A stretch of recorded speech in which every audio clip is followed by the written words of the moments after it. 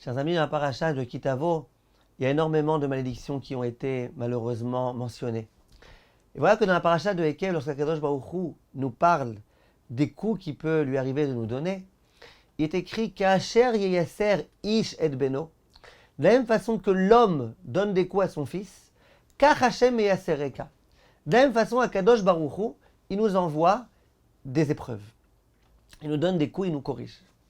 Il y a ici une question extrêmement forte qui doit se poser. Si on y réfléchit, en général on n'y réfléchit pas. On dit de la même façon que l'homme donne des coups à son fils. Qu'est-ce qui perturbe ici? On aurait dû dire de la même façon que le père donne des coups à son fils. Parce que tu parles de la relation père-fils. C'est quoi de la même façon que l'homme donne des coups à son fils? Dit que le père donne des coups à son fils. Question du Ben Ishraï. Dit le Ben Ishraï quelque chose de très très fort. Il dit quand un père donne des coups à son fils, très souvent, et c'est dans tous les cas ce qui est souhaitable, il le fait pour le bien de son fils, pour éduquer son fils. Mais quelquefois, quand il le fait, c'est pas exactement que pour éduquer son fils. Parfois, il le fait parce qu'il attend que son fils soit bien éduqué, pour qu'ensuite on dise que lui, c'est un bon éducateur.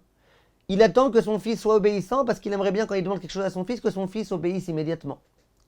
Par contre, quand un homme, un étranger, corrige, dit quelque chose, fait des remontrances à un étranger, quelqu'un qui n'est pas son fils, pour qui il le fait? Il ne le fait pas pour lui. Lui, ça lui est égal. Donc pour qui il le fait? Il le fait pour le bien de l'autre. Le père, lorsqu'il donne des coups à son fils, ce n'est pas forcément pour le bien du fils, ça peut être pour son bien à lui. Mais quand c'est un étranger, si je viens lui donner des coups, bien évidemment que je suis quelqu'un de bien, que je viens essayer de l'éduquer.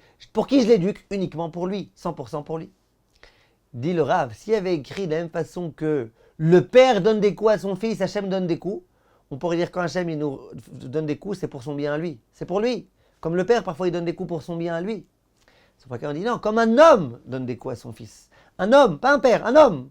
Comme un homme donne des coups à son fils. Donc, en quelque sorte, il s'agit ici de coups qui sont donnés par un homme.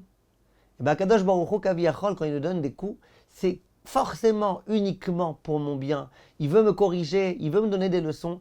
Et ça, il faut bien qu'on le comprenne, que Kadosh Baruch Hu, c'est pas un justicier impitoyable, c'est au contraire un Dieu qui aime, qui nous aime et qui veut notre bien, et qui a créé le monde pour nous et qui nous a créé à nous aussi pour notre bien dans l'Olam Haba, comme il y a écrit dans les Chachamim et aussi dans l'Olam Hazé.